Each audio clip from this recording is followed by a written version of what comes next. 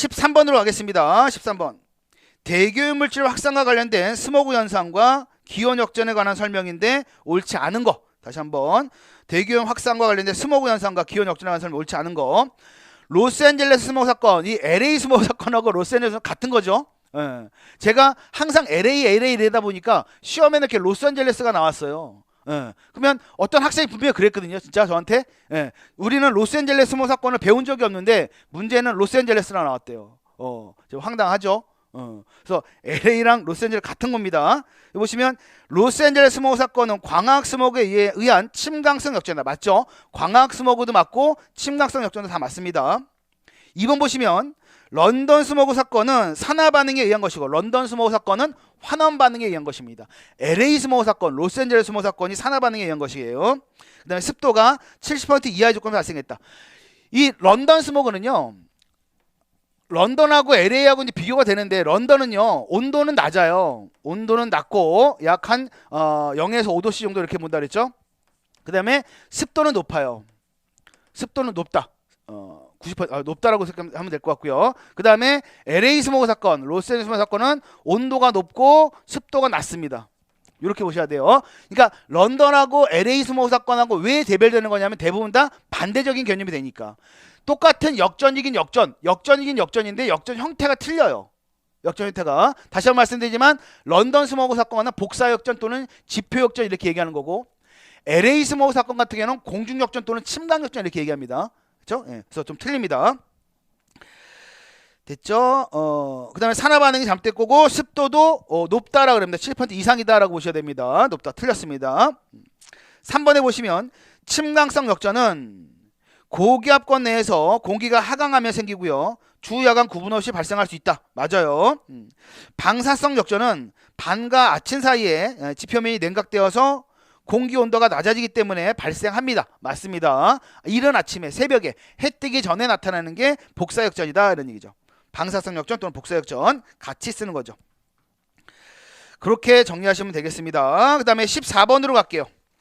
14번 보시면 1984년에 인도 중부지방에 보팔시에 발생한 대기오염 사건의 원인물질, 아까 말씀드린 대기오염 사건의 원인물질은 어떤 거예요? MIC입니다.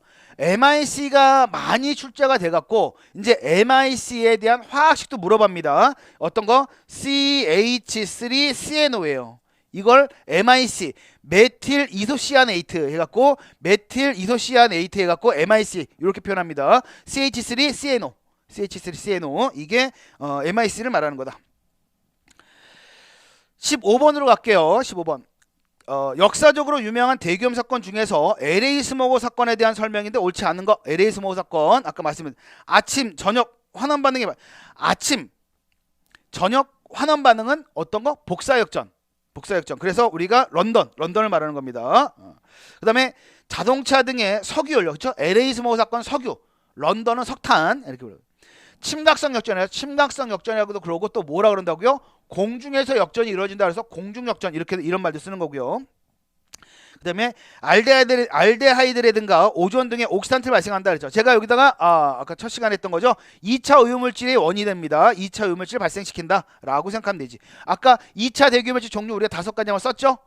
기억하나요? 오존, 펜, 아크로레인, 알데히드, 그다음에 NOC, 염화니트로실 뭐 이런 것 등이 2차 오염물질이다라고 보셔야 되죠. 되시겠죠? 그래서 우리가 지금 이렇게 대기오염 사건의 역사 또는 그거에 대한 우리가 원인이라든가 특징 같은 거를 한번 정리 한번 해봤어요. 지금 우리가 요 정도 수준만 보면은 우리가 대기오염 역사에 대한 문제는 다 맞을 수가 있습니다. 됐죠? 그렇게 정리하고 넘어가도록 하고요. 이제는 우리가 어떤 거가 되는 거야? 우리가 산성비, 오존층 파괴, 그 다음에 온난화 현상 이런 것들에 대한 내용이 나와 있죠. 먼저 이제 산성비에 대한 내용 보겠습니다. 산성비에 대한 내용 설명 중에서 가란에 가장 적당한 것은 그랬어요. 산성비는 통상 얼마 이하인 비를 말해요? 통상 5.6 이하인 비를 산성비라 그러죠. 이는 자연 상태의 대기 중에 존재하는 어떤 게 CO2가 탄산가스가 강우에 흡수되었을 때 나타나는 pH를 기준으로 한 것이다 라고 그랬습니다. 그래서 우리가 여러분들 보시면 일반적으로 일반 대기 중에 우리가 오염되지 않은 우리가 일반 대기 중에 CO2 농도가 보통 얼마 정도로 보라 그랬습니까? 얘가 보통 350 ppm 정도로 보시라 그랬고요.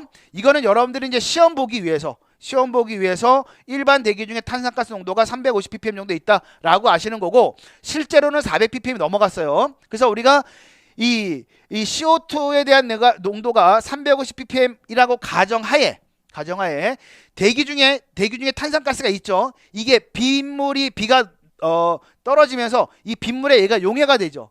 용해가 된 pH가 얼마는 거냐면 pH가 5.65라고 보셔야 돼요. 5.65. 그래서 이 대기 정상 강우라 그러더라도 정상 강우의 pH는 요 정도 되는 거예요. 정상 강우의 pH. 그래서 이 정상 강우의 pH가 5.65 정도 되는데, 요 중에서 탄산가스 농도도 증가하고, 그 다음에 아황산가스라든가 질소산화물이라든가 여러분들 염화소라든가 여러 가지 산성을 나타내는 기체들이 요 빗물에 녹아서 pH가 5.6 이하인 비를 우리가 산성비라 그런다 그러는 거죠. 이 산성비에 대한 기준은 나라마다 다 틀립니다. 우리나라만 5.6이에요.